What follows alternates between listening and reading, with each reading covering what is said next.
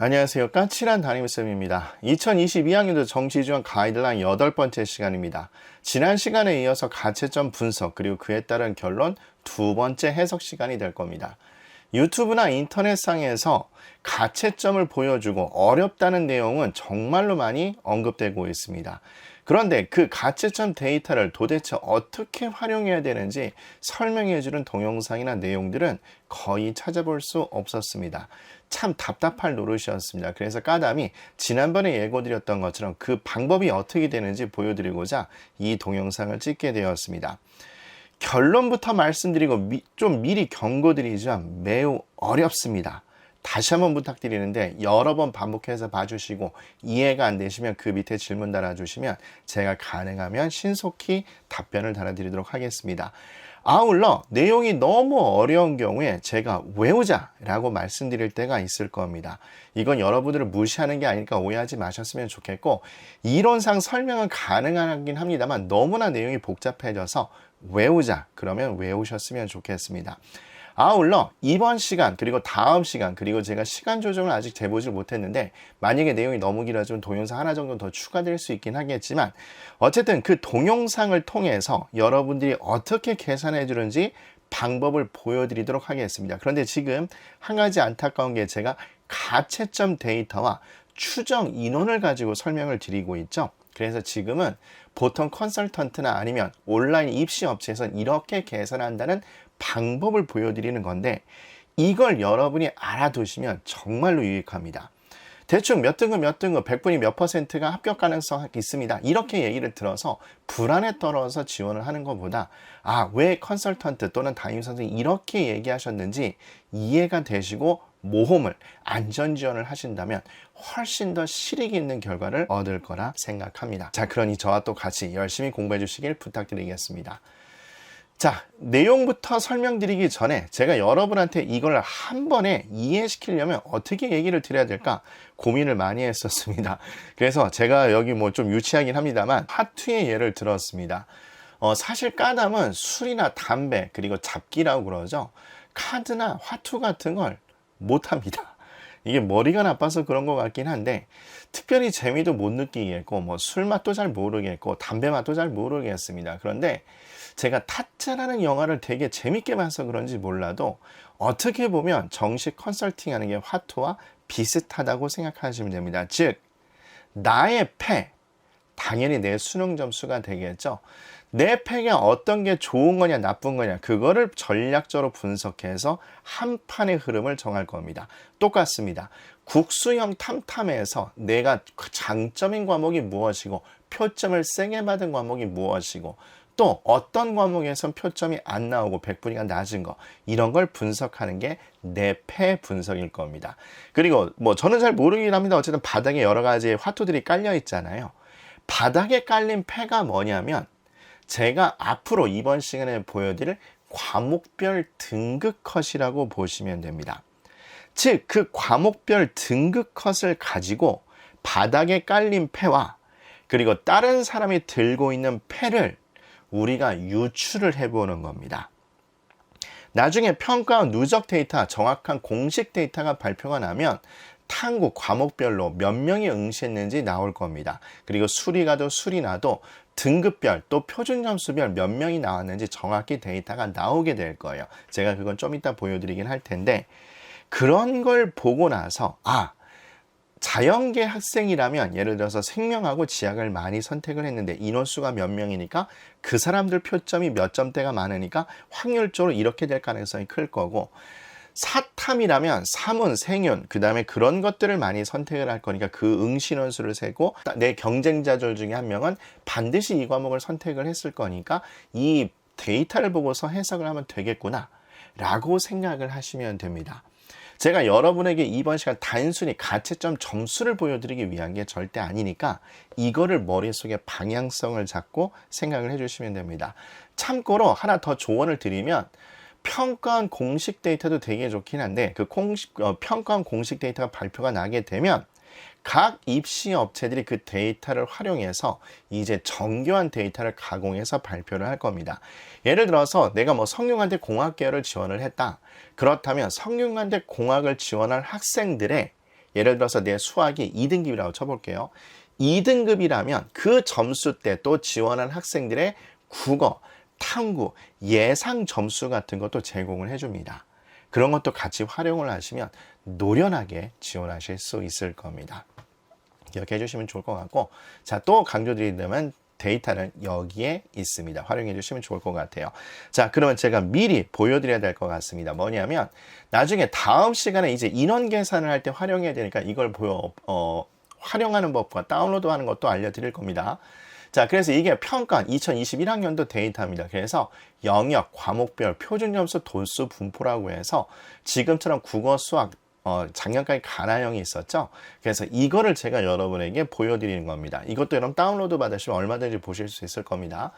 자, 수리 가를 먼저 보시면 어차피 지금 수학이 제일 중요하니까 만점이나 하나 틀린 최고 표준 점수가 137점입니다. 자, 여러분 지금 자료에는 없을 거니까 그냥 화면만 보시면 될 겁니다. 그리고 1등급 컷 표준 점수가 130점입니다. 그랬을 때 137점의 남학생은 790명, 여학생은 181명 있었고 971명 정도가 있다 라고 이걸 보여주는 거예요. 제가 아까 누적 100분위 썸네일에도 얘기 드렸죠. 강조했죠. 이렇게 누적되는 인원수가 이렇게 나온 겁니다. 136점대 학생은 없지만 135점대는 16명, 8명이 있고 24명이 있고 이렇게 135점까지 누적된 인원이 995명이라는 뜻입니다. 그럼 134명이 이렇게, 133점에 이렇게, 근데 여기 보신 것처럼 133점대 학생이 꽤 많죠.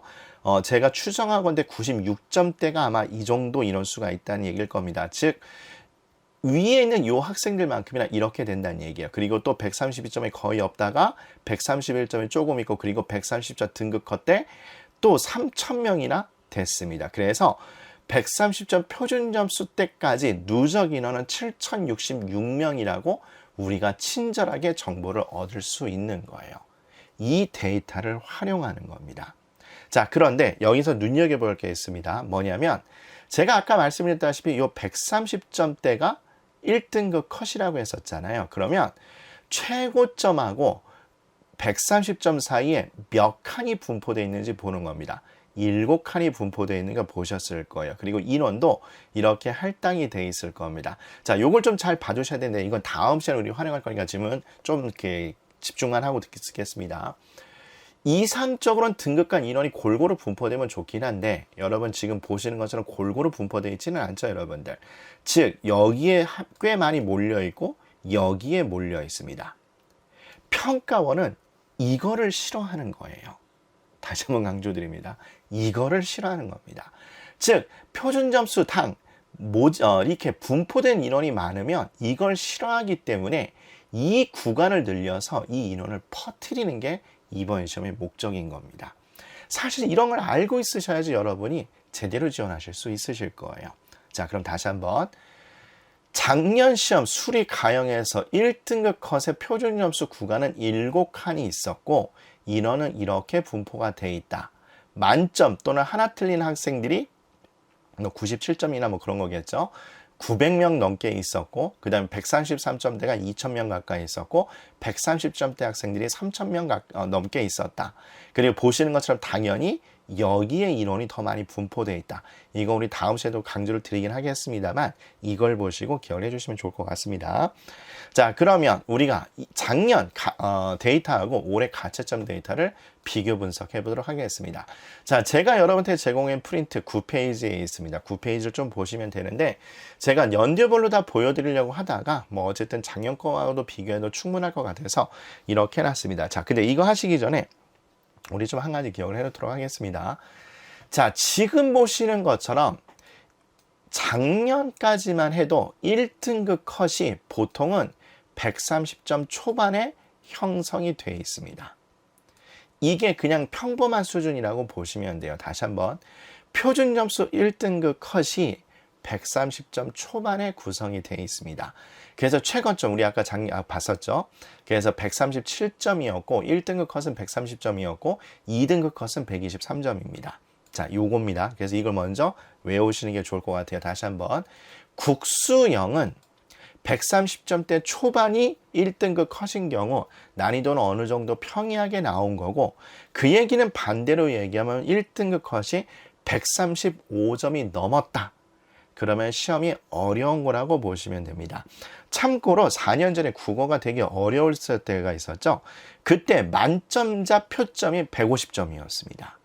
그러면 여러분 상대적으로 이제 비교가 되시죠? 이런 것도 알아두시면 좋을 것 같아요. 특히 이번에 입시가 처음 경험하신 분들은 둘째, 셋째 자녀분도 있을 거니까 이런 거 알아두시면 나중에 어디 가서 어깨 힘주고 아는 척 아주 멋지게 하실 수 있을 겁니다. 근데 다시 한번 135점 1컷이 넘어가면 다시 한번 강조드리지만 나름대로 어려운 시험이다 라고 생각을 해주시면 돼요. 자, 그럼 우리 국어부터 한번 비교를 해볼까요? 일단 만점보다는 이게 일반적인 얘기일 거니까 1컷이 작년에는 131점이었는데 올해는 133점에서 130점 사이에 분포가 되어 있습니다. 사실 그렇다면 얘하고 얘는 차이는 그렇게 안 났다는 얘기일 거예요. 그러니까 1등급까지 맞는 학생들은 어느 정도 있었다는 얘기입니다. 근데 문제는 최고점을 보세요. 144점인데 사이트 3개를 평균 낸 겁니다. 어떤 사이트는 153점에서 147점을 잡아주고 있고 어떤 사이트는 154에서 148점을 잡아주고 있습니다. 선택 과목에서. 자, 그럼 이제 이거는 우리가 어떻게 해석을 해야 되느냐? 1등급까지 맞게는 어느 정도 난이도를 평이하게 작년처럼 내셨는데 1등급 이상 최고점 점수의 변별력을 높이기 위해서 킬러 문제 몇 문제가 어렵게 들어갔다는 뜻으로 받아들이시면 됩니다. 그래서 요 놈하고 요 놈을 좀 이어주시면 좋을 것 같아요. 다시 한번 국어는 이렇게 분석하셔야 됩니다. 1등급까지 맞게는 어느 정도 평이하게 문제를 냈는데 그런데 소위 말해서 최고 점수의 표준 점수당 인원을 펼쳐놔야 되니까 킬러 문제 몇 문제가 어렵게 출제가 돼서 최고점은 지금처럼 차이가 꽤 크게 나 있다. 따라서 체감 난이도는 작년보다 매우 어렵게 느꼈을 거란 얘기입니다. 그럼 같은 논리로 볼까요? 수학은 130점이었죠. 가가, 자연계. 나는 131점이었습니다. 그런데 3개 사이트 평균이 다 137에서 135점으로 잡고 있고 그 다음에 확통도 마찬가지 137에서 136으로 잡고 있습니다. 이것만 보더라도 작년보다 어렵게 출제된 걸 알 수 있습니다. 그런데 문제는 또 이거죠. 제가 또 강조합니다.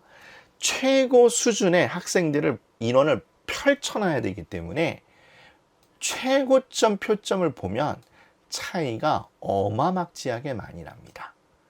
그렇죠? 그렇죠? 그래서 수학은 체감 난이도뿐만 아니라 실질적으로도 매우 어려웠다. 이렇게 생각을 하시면 됩니다. 자, 그런데 우리 넘어가기 전에 이거를 깨우쳐야 될 겁니다.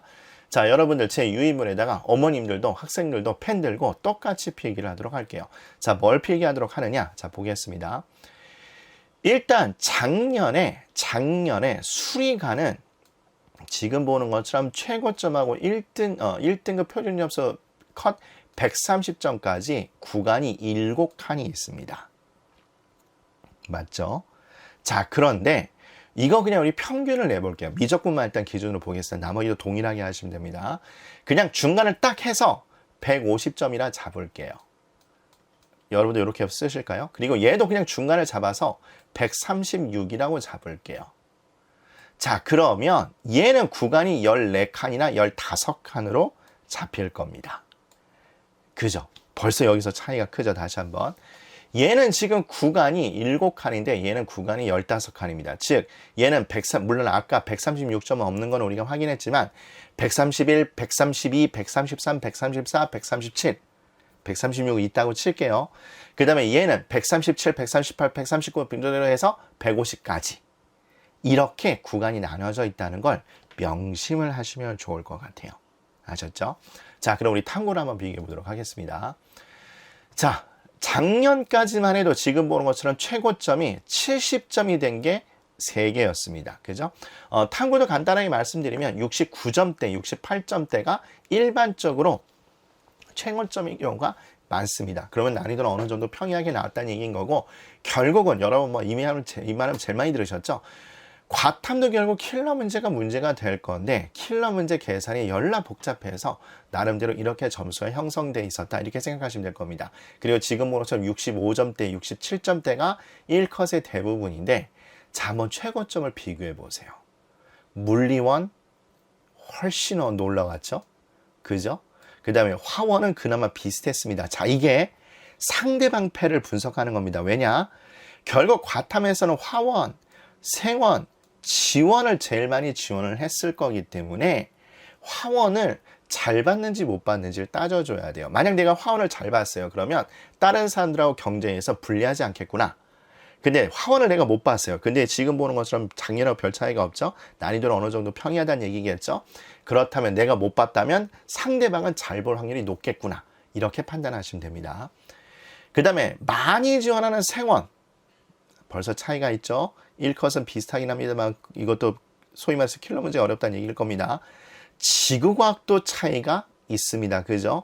그런데 수학하고 국어보다 문제수는 적기 때문에 제가 매우 어렵다라고 쓰려고 하다가 좀 논란이 있을 수 있어서 작년보다 어렵다고 얘기했습니다. 자, 이 얘기는 무슨 얘기냐?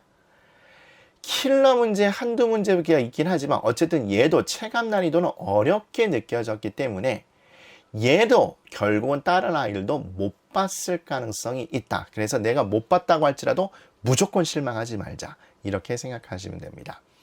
그리고 서울대, 한양대를 비롯해서 투 과목을 선택한 친구들 보통 생투하고 지투를 많이 선택하죠.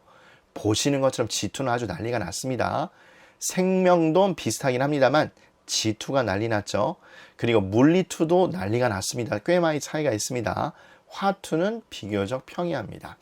혹시라도 예비 고3 학생들이 이 방송을 보신다면 지금 추세는 뚜렷해지고 있는데 기억해 주시면 좋을 것 같아요. 생원하고 지원은 계속해서 어려워지는 추세입니다. 한 요 근래 2년 정도 데이터를 분석해 보면 표준 점수가 세게 나오고 있어요. 그럼 그 얘기는 상대적으로 난이도가 어렵게 나온다는 얘기인 거죠. 자, 지난번에도 얘기 드렸습니다만 1개, 2개, 3개, 4개, 5개가 작년보다 어렵게 출제됐다고 보시면 됩니다. 그런데 눈여겨볼 것, 즉 상대방 패를 연상하셔야 되겠죠. 지금 보는 것처럼 이것들을 많이 지원을 할 건데 생원하고 지원은 못 볼 확률이 높다. 그리고 생원하고 지원을 동시에 지원한 친구들은 조금 피해가 더 클 수 있다. 이렇게 상대방 패를 분석하는 겁니다. 자, 그러면 사탐을 보도록 할게요. 사탐은 지금처럼 점수를 보시면 아실 텐데 은근히 오랜만에 조금 표준 점수가 높게 형성이 됐습니다. 그죠? 생윤도 많이 신청하는 과목인데 표점이 띄었죠. 윤사도 띄었습니다. 마찬가지. 그리고 얘도 어느 정도 차이가 있습니다. 그래서 저는 개인적으로 작년보다 어렵다고 판단했고 한지 높아졌죠. 세계지리 높아졌죠. 동아시아사 비슷합니다. 세계사 높아졌습니다. 경제는 뭐 어려울 거니까 여전히 비슷하고 정법 마찬가지 비슷합니다만 사문도 비슷합니다.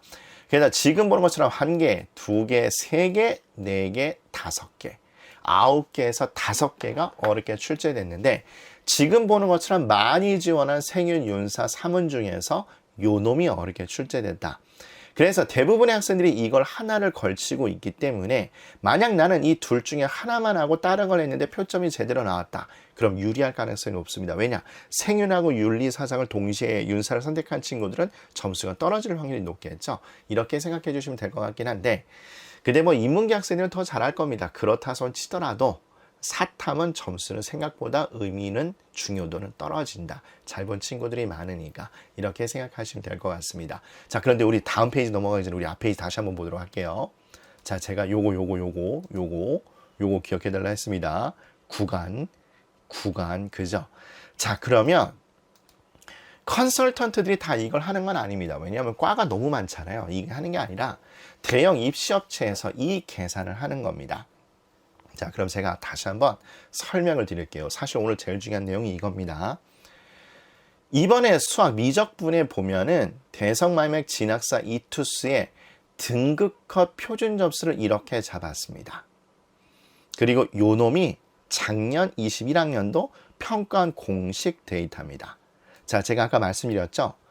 130점부터 137점까지 7칸의 구간이 나뉘어져 있습니다. 자, 거기서 최고점 인원이 세 번째로 많았고 요 놈이 두 번째로 많았고 요 놈이 제일 많았었습니다. 자, 그런데 지금처럼 표준 점수당 인원이 너무 많이 몰리게 되면 동점자가 많이 발생하게 되잖아요. 특히 그나마 여기 있는 친구들은 작년에 약대가 없었을 거니까 이 친구들은 과탐 잘 보고 국어 잘 봤으면 그냥 의치한수에 응시를 했었을 겁니다. 그러면 나머지 대학의 이 학생들이 피 터지게 싸웠겠죠. 그런데 어차피 수학 표준 점수가 동일하니까 국어나 과탐의 상대적 중요성의 비중이 높아지는 거예요. 그런데 다시 한번 볼게요.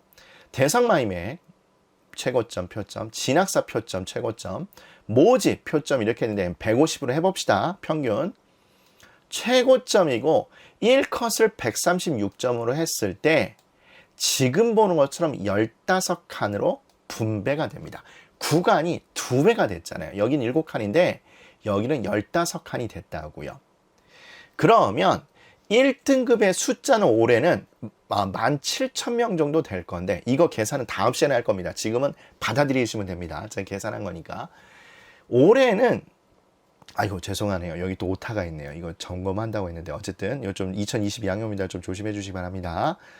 올해는 합쳐져서 4%의 인원이 17,000명이 될 건데 그 중에 미적하고 기하를 선택한 친구들을 90%, 80%, 70% 잡았을 때 이렇게 이론상 이렇게 인원이 분포됐다고 계산을 한 거예요. 자, 이 계산값은 제가 나중에 설명드리겠습니다. 그러면 지금 보시는 것처럼 분산되는 거잖아요. 이렇게 3,000명이 몰리는 거는 이론상 가능성이 줄어든다는 얘기인 거예요. 평가원이 노리는 목표는 이겁니다. 자, 그런데 이걸 우리 이렇게 계산해 볼게요. 만약에 15,000명이 미적분하고 기하라면 표준 점수 144점대가 약 7,000명이 넘거든요. 그러니까 얘 누적 인원하고 얘하고 동일한 거예요. 뭔 얘기인지 아셨죠? 그리고 만약에 80% 미적하고 기하 선택자다 그럼 13,900명 정도 될 건데 그럼 여기 정도가 7,000명 정도 되니까 이게 요렇게 된다는 얘기입니다. 가능성은 희박할 거라 본데 만약 미적하고 기하의 선택자가 70%라면 이 구간에 될 건데 이게 7,000명 정도 됩니다. 그래서 제가 지난 시간에 이렇게 얘기 드렸을 거예요. 142점에서 141점대 학생들이면 요거 이상의 학생들이면 작년에 1등급 인원하고 얼추 비슷하다. 다시 한번요. 표준 점수가 이 정도에서 그 이상이다. 그렇다면 작년 1등급 인원하고 얼추 비슷하다. 그런데 이 이하고 136점 사이라면 2등급, 작년 2등급으로 환산해서 계산하는 게 좋다라고 이론상 얘기한 게 요건 거예요. 근데 제가 아까도 설명드렸잖아요. 이거 보세요. 당연히 여기에 인원이 더 몰리겠죠. 이건 제가 이론상 얘기한 거고 실제로는 요 정도의 인원이 집중될 가능성이 높아요. 그래도 최고점 학생들의 분산력은 더 높아질 거라고요. 이거를 유념하시면 되고 이렇게 인원수를 계산을 해서 여러분이 전략을 짜시는 거예요. 이해가 안 되시면 여러 번 모셔야 될 겁니다. 이런 계산은 어떻게 하는데요? 그걸 다음 시간에 또 저하고 공부를 할 겁니다. 그래서 이번 동영상의 결론은 이렇게 될 겁니다. 자, 보시겠습니다. 일단 수능 성적표 발표가 나면 평가원의 공식 등급 컷, 표준 점수, 누정 100분위, 인원 데이터를 활용하면 됩니다. 거기에 제가 아까도 말씀드렸다시피 각 온라인 배치표, 그 대형 입시 업체들이 여러 가지 데이터를 가공해서 양질의 데이터를 제공해 줄 거예요. 그걸 또 활용하시면 됩니다. 그래서 과목별 응시 인원을 정확히 파악해서 상대방이 가지고 있는 배를 계산을 해보고 그랬을 때 그 확률의 정확도가 높아지게 된다. 이때 이 확률은 확통을 얘기하는 게 아닙니다. 다시 한번요. 상대방 패를 계산했을 때 확률의 정확도는 높아지게 된다. 그리고 이걸 강조해야 됩니다. 이거는 좀 그 프린트에 써놓으셨으면 좋겠습니다. 다시 한번 강조드리는데 등급 간 표준 점수의 구간을 파악하시고 표준 점수당 분포 인원을 파악하신 다음에 지원대학의 모집 정원하고 비교를 하시는 게 좋습니다. 그런데 이거는 제가 아까 이론상 보여드린 거죠. 어떻게 각 등급에서 동일하게 인원이 분포되겠어요? 그건 아닐 겁니다. 등급 컷이 있어도 그 밑부분에 분포가 될 가능성이 크니까 그걸 제가 유추할 수가 없다. 그걸 유추하는 건 신의 영역입니다. 따라서 너무 조급하지 마시고 좀 기다리신 다음에 평가 공식 데이터가 나오게 되면 또 지금처럼 여러분에게 양질의 동영상을 제공해 줄 테니까 저하고 같이 공부를 하시자는 얘기일 거예요. 그래서 이 지원대학 모집 정원하고 비교하는 걸, 그리고 어떻게 계산해야 되는지를 다시 한번 설명을 드리도록 하겠습니다. 다음 시간도 유익하지만 어려운 시간이 될 겁니다. 까담과 함께 해주셨으면 좋겠습니다. 여러분 수고하셨습니다.